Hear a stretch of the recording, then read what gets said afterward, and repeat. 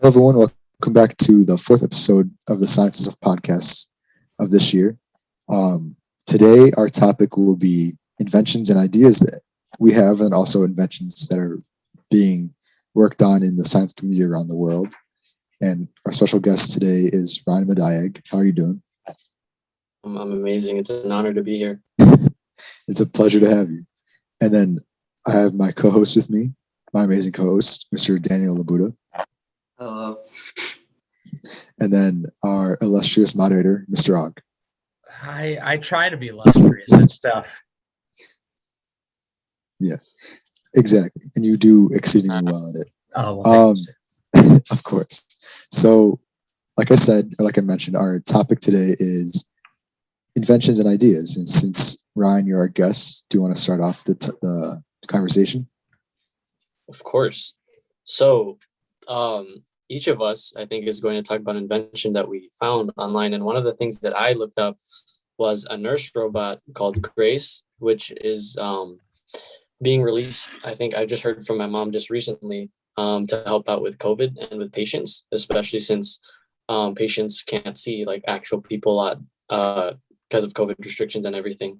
So a robot would be a good way for them for their mental health and also talk while also being cared for.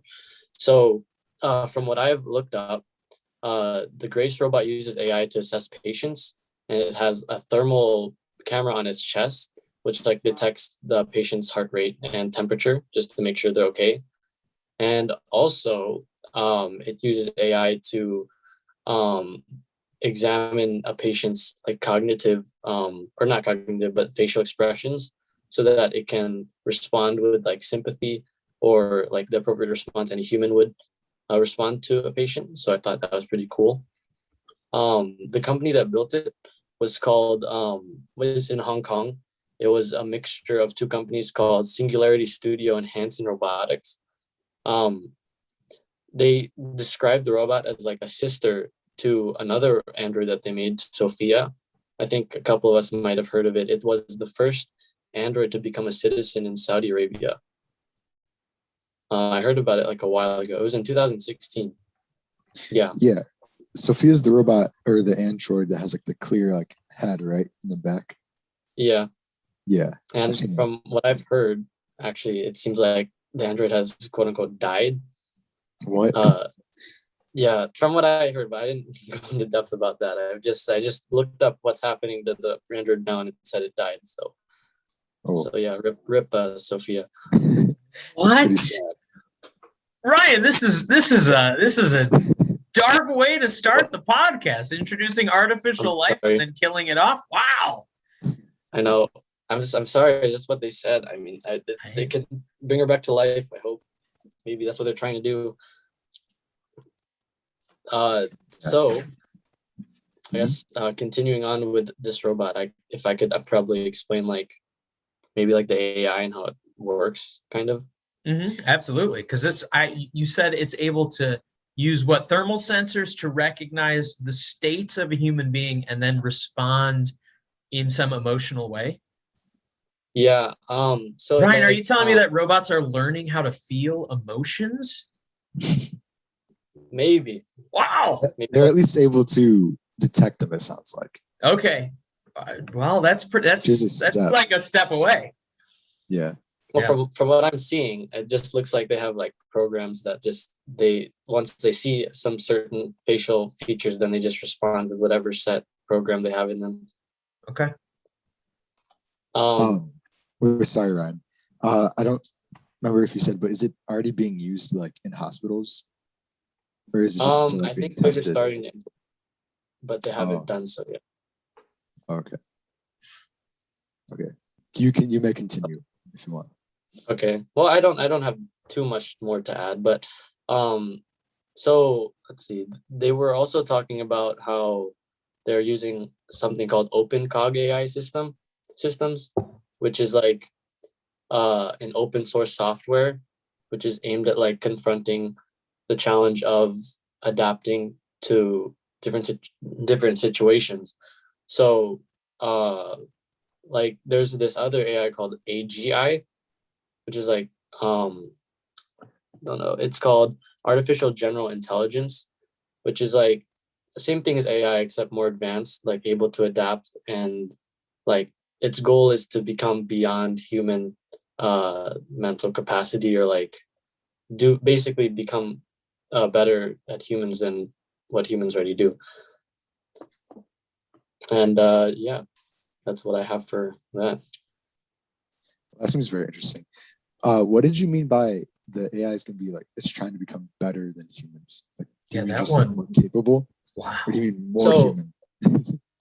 So the open cog is aimed at capturing the spirit of the brain's architecture and dynamics. So it's like kind of like I don't completely know, to be honest, but it's like learning. It's learning basically from different situations and applying its own methods, I think.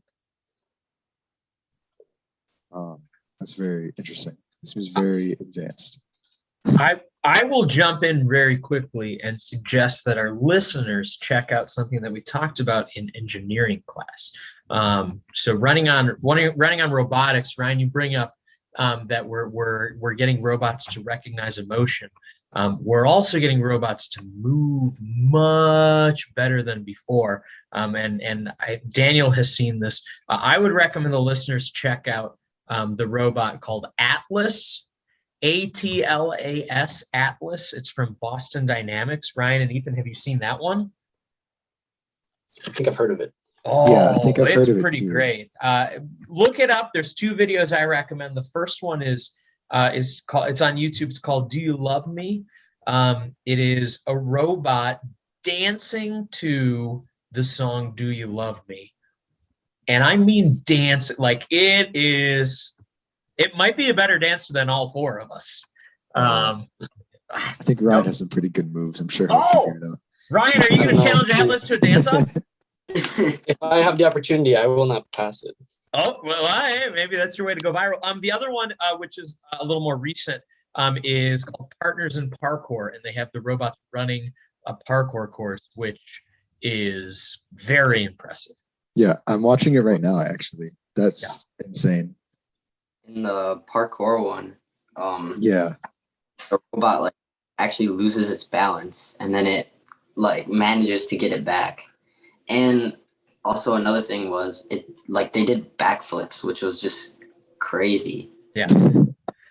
Yeah, you're right. The one that got me was there's a spot where the robot like sort of misplaces its foot and loses its balance and is able to like recorrect, right? So not only can one could argue, well, you can just program the robot to run the course that you want. That is a robot like adapting to its environment in real time as it's happening, which is just unbelievable. So, who knows? Maybe if we combine the emotional recognition with the parkour running, we've got a pretty impressive robot that Ryan can challenge to a dance-off.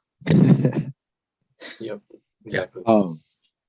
I know, like at least Disneyland in California, they've with their new Marvel World, like the Avengers campus, they have like a Spider-Man kind of robot that like swings and does its own like choreography in the air. Wow. But it looks like a human moving. So do you guys think that maybe like this Atlas robot could eventually perform like stunts for maybe like shows or movies in like maybe the future? Based on that parkour video, yes, I do think so, and probably not that far away. Now, it depends on what types of stunts and how much you want it to look like a human, right? Atlas is not human height, but it's pretty big. I think even if you throw it in a Spider-Man costume, it's going to look like a robot, right? Yeah. But if you want to go see a stunt show where robots perform stunts, yeah, I don't see why not. Yeah, that'd be pretty interesting. Yeah. I think I will go next with some inventions and ideas that I found. So I think the most interesting to me is Washington University in St. Louis kind of figured out a way to store energy in like house bricks, like red bricks that they use to build houses with, like apartments and other structures. And what they did was they coated the brick in something called pedal. It is or P dot. It's comprised of nanofibers that penetrate the inner porous network of a brick. It's a polymer that contains coating that remains trapped in a brick and serves as an ion sponge that stores and conducts electricity. And it seems like they've only used it or figured out a way to use it so much that it's recharged by solar panels or solar cells, and can be used for, I think, a 5-hour emergency power at like a hospital. I think that's the most of the farthest that they've gotten with it, at least using it in real life. But I just thought it was like really interesting. They found a way to use like just bricks as an energy cell. Right, because we got a lot of bricks. Yeah, it can like probably be used anywhere, and maybe in the future, once they develop it enough, it can maybe be another form of renewal. At least along with solar power, it could be like renewable energy, which would be really interesting. Wow, I would never have even thought to do that. That is brilliant. The very idea of invention. Yeah. So other things, like I didn't really find like as a big a topic as Ryan did, but another thing I saw was like they're creating more bionic eyes, kind of, which is like very hard. And I talked with like Mr. Madigan about this in pre-health. Like it's because of the eyes, a complex shape. It's not exactly spherical, and it's different complexities. It's just like very difficult. But I think they've found a way to start at least. And in one article, it says that in January 2021, Israeli surgeons implemented the world's first artificial cornea to a bilateral blind in a 78-year-old man, which is pretty interesting. And it seems like it's another maybe prosthetic type implement that can be further developed really soon, which is like crazy and really good. Wow. Bionic eyes. Yeah. Huh. Never saw that one coming. A third invention I actually found was kind of similar to like the bricks, where it's like a self-healing living concrete, where it says it's like they say concrete's like the most like used or second most used substance on Earth, second to water. Mm-hmm. And it's used by using sand gel and I did not find the last, but basically the concrete using sand gel and bacteria, the concrete's able to heal itself like from cracks. Like maybe cracks in buildings could be healed and there wouldn't be any long-lasting damage. And then also it's more environmentally friendly, and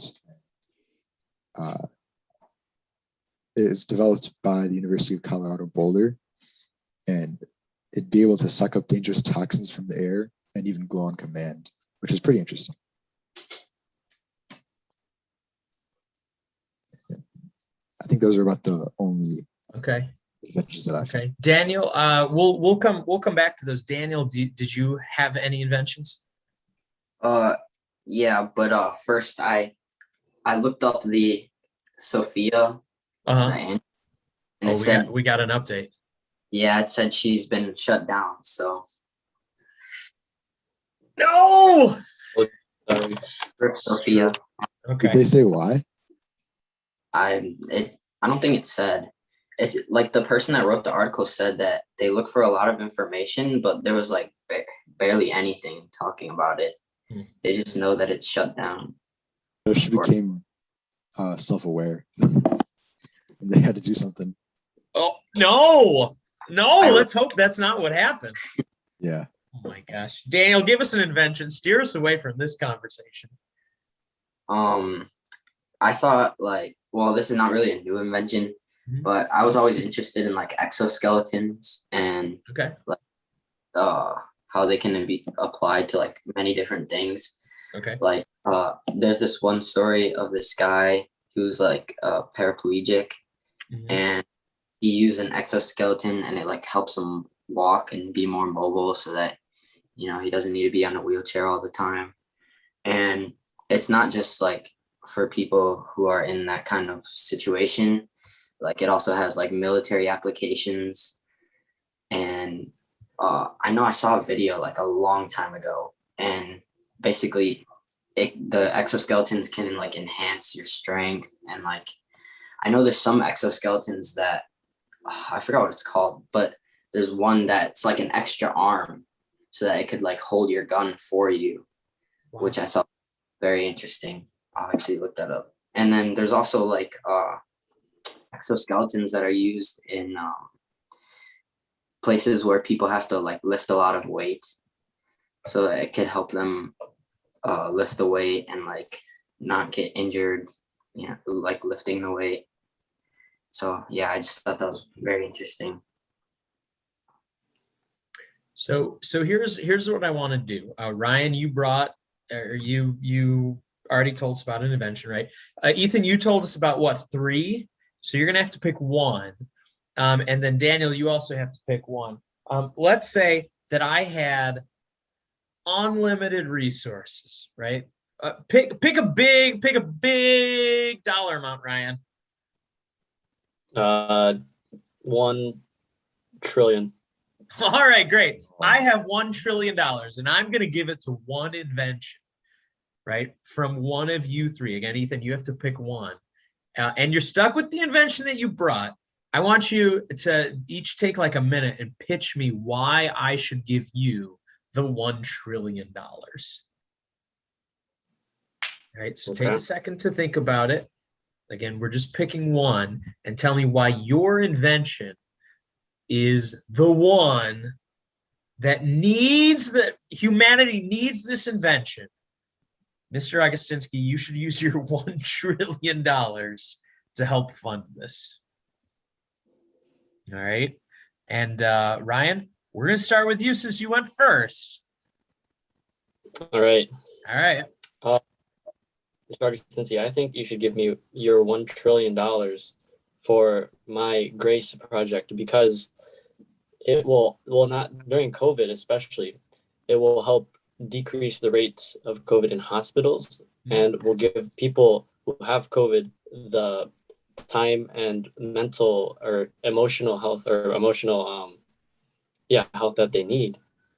And by doing this, you're going to help millions of people, and everybody's going to love you for doing that. Ooh. Yeah. All right, Ethan, that's a tough one to follow up. Ryan ended by saying everyone will love me for doing this. A little bit of a cheap ploy, Ryan. He's selling his invention. Yeah, I guess so. Mm-hmm. I think the invention I will pitch is the energy storing bricks, because that's, to me, that seems like the most interesting. So Mr. Augustinski, I will be asking for $1 trillion to further study and implement and improve these energy storing bricks, because, as I said before, with the help of solar power, they can be used as renewable energy. Maybe could at some point even power a whole apartment building, a whole school building, maybe even eventually a whole city. And it would be a way for a renewable resource to take over much faster. Maybe not much faster, because they have to probably replace a lot of bricks, but it'd be very worth it in the end, because it would reduce a lot of the carbon emissions and cut down on a lot of these using these fossil fuels and releasing gases into the air, and it would just overall help the environment in the long run. Very good pitch, sir. I noticed not everyone will love me for this. Well, I was about to say, everyone in the whole world will love you for this. Oh, everyone in the whole world. Okay, interesting. Yeah. Well, I guess I don't know what Ryan's everyone is now, but I guess that's... I think his would be everyone in the hospitals because not everyone's gonna be Oh, using interesting. one of those Okay. nurses all the time. So Interesting. All right, Daniel, finish it off. I would want $1 trillion because I want to further research and improve exoskeletons, which can help people who are in situations that allow them, or like they aren't mobile, they can't walk. It can also increase people's strength, which helps them with many different jobs. And it could also make you seem like Iron Man, and who doesn't want to be Iron Man? Oh, giving me a Marvel pitch. Okay. That's does true. Mr. Odd get his own personal exoskeleton from this Ludo? Ooh. Yes. And it'll Daniel, look how do I know I don't turn into Dr. Octopus here? because I won't build the one that would give you extra. Excellent. Excellent. Well, gentlemen, all good pitches. Obviously, everyone's going to get $333 billion, right? I think that's plenty to cover our inventions, and Mr. Agasinski will keep $1 billion. Now, I believe this came up because, Ryan, you like to keep down just ideas that you have for things or questions you have or things to look into, right? Mm. Would you care to share any of those ideas as sort of a way to close out our invention conversation? Sure. So I just had a couple ideas that I just had throughout the years. Some of them have already been thought of, and some of them I don't even know are possible. Mm-hmm. But one of the things I was thinking about was a way to transfer electricity without wires, like organized. But all I know about conductors and metal is that like you use metal because it's like electrons are far from its nucleus, and like you want the electrons to travel fast, and that's why they use metal. But I wouldn't know how to transfer electricity without it, so I'm not sure. Yeah, and I think a lot of people would be in that boat with you, Ryan, because that is an interesting idea. Now, Ryan, what sparked this? Why do you think this would be something worthwhile, or why would it help to get rid of wires? I just think about how annoying it can be sometimes with wires just like everywhere, and like how much cooler it would be if just everything was just not connected. You just want to go wireless. Yeah. Okay. Huh. I found an article about wireless electricity. Ooh, tell us from more. interestingengineering.com. Oh, okay. I don't know. They have the word engineering in the website. That is true. So we'll hear them out. Yeah, it was either this or Wikipedia, so I'm not sure. Okay. So basically what I can see is it's been in the works for like a long time, or at least been an idea for like 100 years. It seems like a lot of companies are trying to work on it. And sorry, I'm trying to read. Some field tests have begun.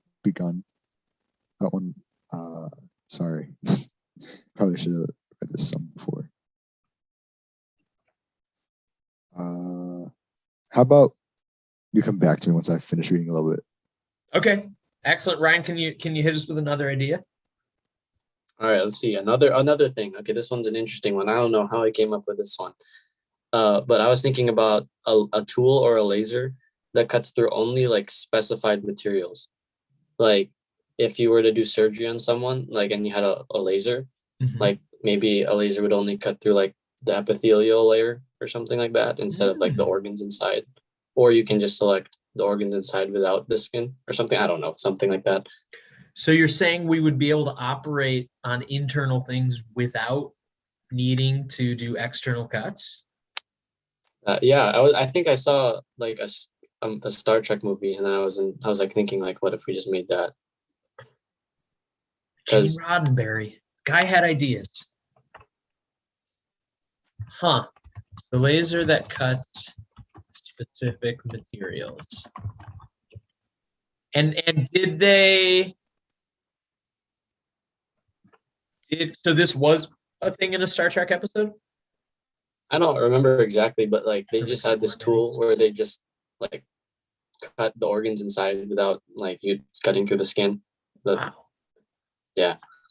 Yeah, I don't even know how I would go about starting that one, right? Because what would happen to the laser when it comes in contact with the skin that would then allow it to like reunite within the body? Yeah. And then all of a sudden we have like a rogue laser in the body? Yeah. Oh my gosh. Listen, I'm saying it's a fantastic idea. I'm just clearly not the person to do it, right? I'm just the money man, right? I'm just the guy who's got trillions of dollars.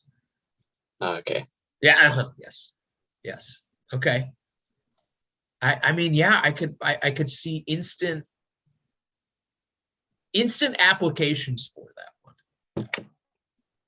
Like, what if you're able to cut a pizza without cutting the plate? Now, wait a Just a second. Wait a second.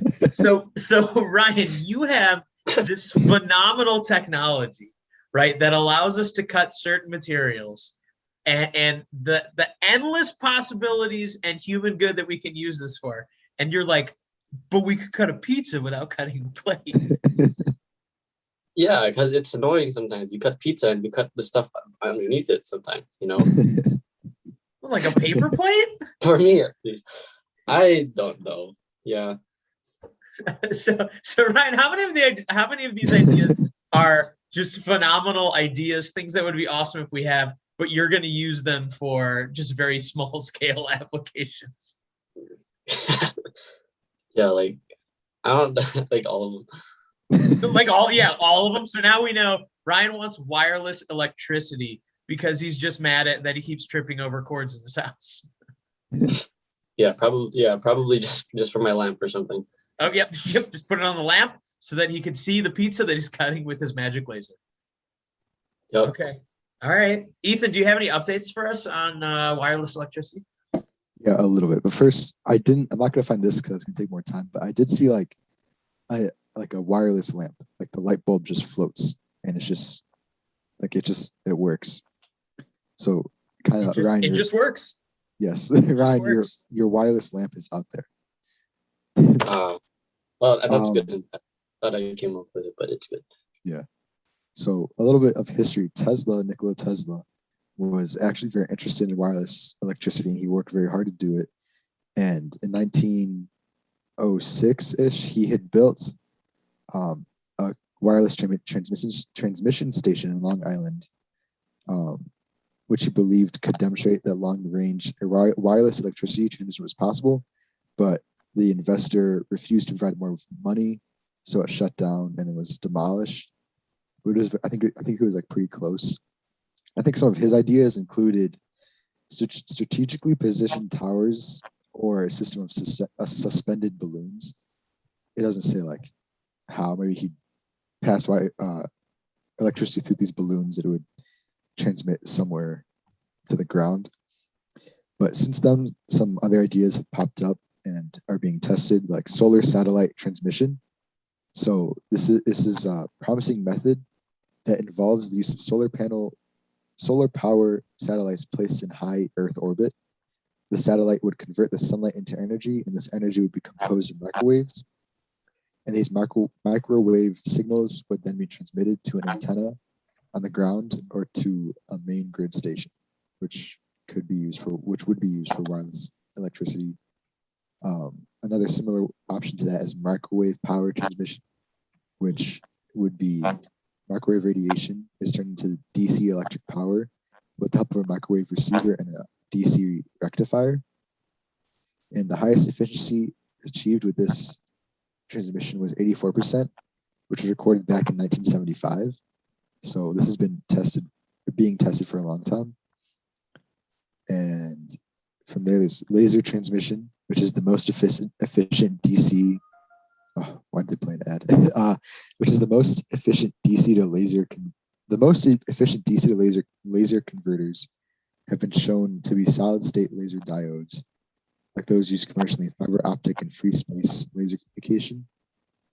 So basically using lasers as energy. And then apparently New Zealand is working on implementing wireless power like in one of their cities already. And if it works, that'll be big for New Zealand, it says. But an energy startup called Emrod will soon test a prototype wireless energy infrastructure in New Zealand. And it's a unique tele-energy technology that uses a wireless network of antennas and rectinas, which are rectifying antennas, carrying energy in the form of long-range electromagnetic waves from one point to the other. So it sounds like that was similar to Tesla's idea of having kind of antenna set up for wireless energy. And yeah. I actually have a question. It kind of relates to what Ryan was talking about, like the laser. Well, I was kind of wondering about like LASIK eye surgery, like when they do that with the lasers, how does it not like affect the other parts of the eye? Because I was kind of curious about that. Great question. Well, do we know anything about the anatomy of an eye? I used Yeah, to a little bit. What is the little bit that we know? Well, I know there's an iris, which Ooh, is like a good. hole that accepts light. And then there's the conins. I forgot the conin side of it or something like that. Yep. I forgot the name. Daniel, what did you say? I said the cornea. Cornea. We got a cornea. Yeah. Good. Yeah, and I forgot the color. Yeah, I'm gonna adjust ever so slightly. So the iris is the colored part. The pupil is the part. Oh, pupil. That is the black part. That opens up and allows light in.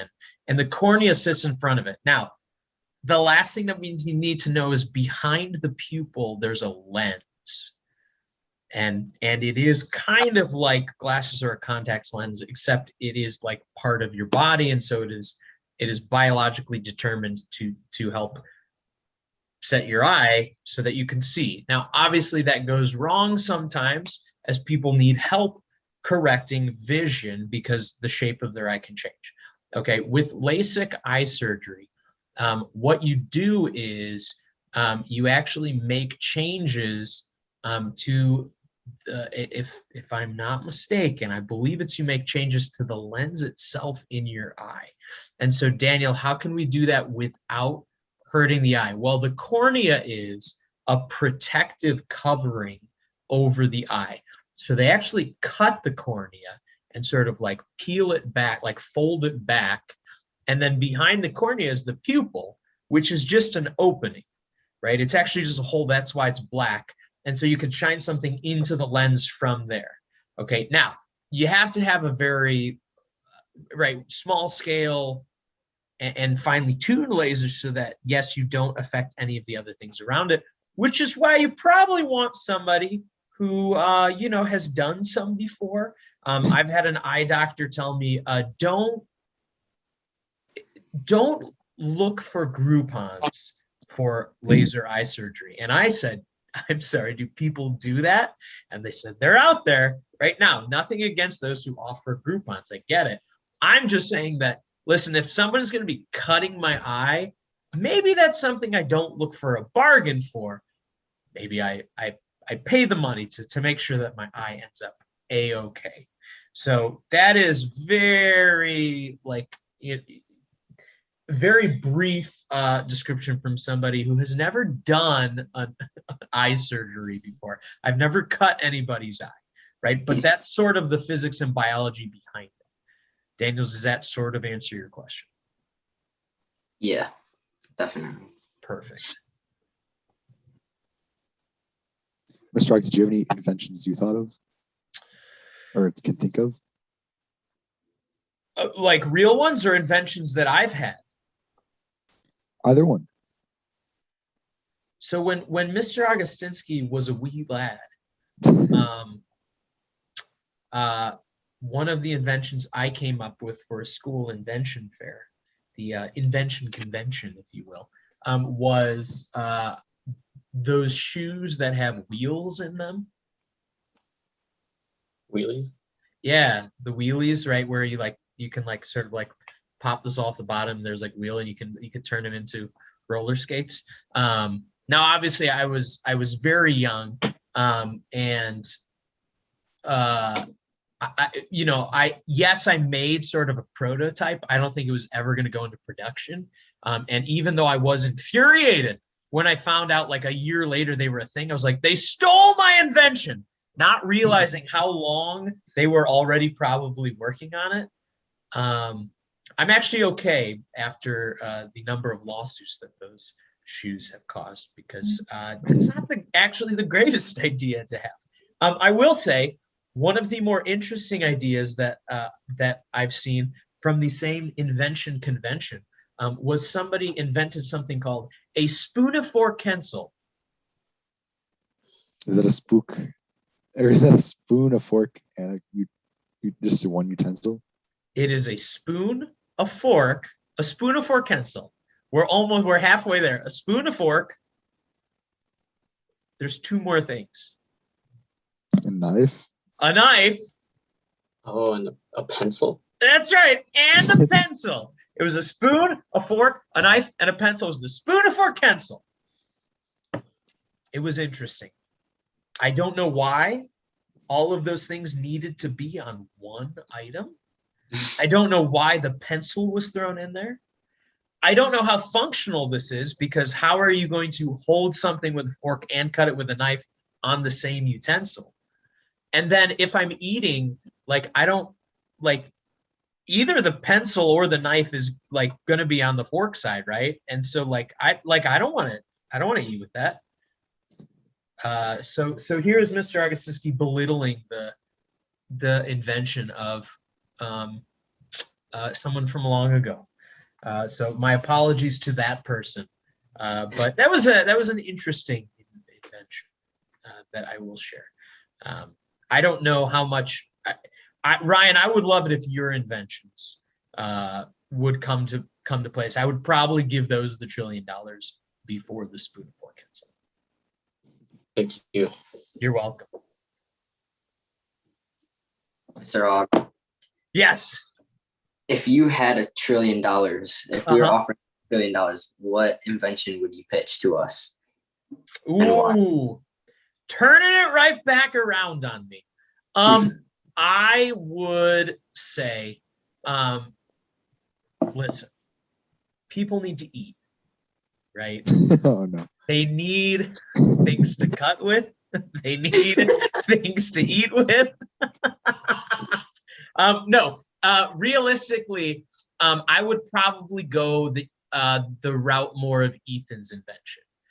I would probably look for something in renewable energy, just because I think the ramifications of that are a little wider spread and would have an effect on a lot of people in a lot of different ways, right? I think it would cut down on some of our reliance on other energy sources. I think it could revolutionize, at a personal level. I think it could cut down on heating and electricity bills, which, if you're trying to sell something, like if you walk up to someone and say, hey, I can cut your heating and electricity bill, you're going to get a lot more people on board with that idea. So I think that has big ramifications. I think it has small ramifications. So I would go something in terms of that renewable energy, be it those energy saving bricks or something along that line. Yeah, I think it'd be a really good invention and a good way to go. And does anybody else have any last second or minute anecdotes to make? No, but rip Sophia. Yeah. Oh, Couldn't forget. Bring it in full circle, Dan. Oh no. Yes, we remember Sophia, and again, maybe they will reboot her one day, and she'll be back. We just gotta hope she didn't turn self-aware. I mean, that's like, what if there's a whole secret thing that happened where she turned self-aware and some agency had to bring her down? See, now you're just pitching a movie. I mean, maybe it was real life. And imagine the special effects on that if I just gave the $1 trillion to Ethan to make a movie about the robot rather than just making the robot. Or we could use $1 trillion to make a private investigation on the death of Sophia and then make movies based off that. Mm, You're right. This is probably the best a franchise. We got to get a Exactly. franchise in there. Right? Grace has to Sophia come in at some point. Yeah, the prequel. could be. Could be. Yes. Okay. I was gonna say, have any of you guys seen or played Detroit Become Human? Yeah, I've played it. It's really good. It's basically, Mr. Arkinson, it's a game about androids if they were in society. Like Mhm. Detroit was supposed to be this great city, right? And then this game is like if androids basically existed and then they become self-aware in the end, and then humans have to accept them as a form of life, basically. So it sounds sort of inspired by Blade Runner. I've never I've seen not- it, but I There's think no- so. The I concept is listen. like- I won't state my opinions on the film Blade Runner on our Science Club podcast. I don't want people coming after me on the comment section. But Ryan, there's a lot of shades of that in Blade Runner. The idea is that set in the near future. There are androids. There are people who boy, it's been a while. The crux of the movie itself centers around Harrison Ford tracking down some rogue androids who have sort of escaped and kind of become self-aware like that. So I would be shocked if whoever created that like wasn't at least inspired by Blade Runner, because I think a lot of these good ideas do sort of inspire new ideas and so on. Yeah. Well, Detroit Become Human is an extremely like amazing game to play.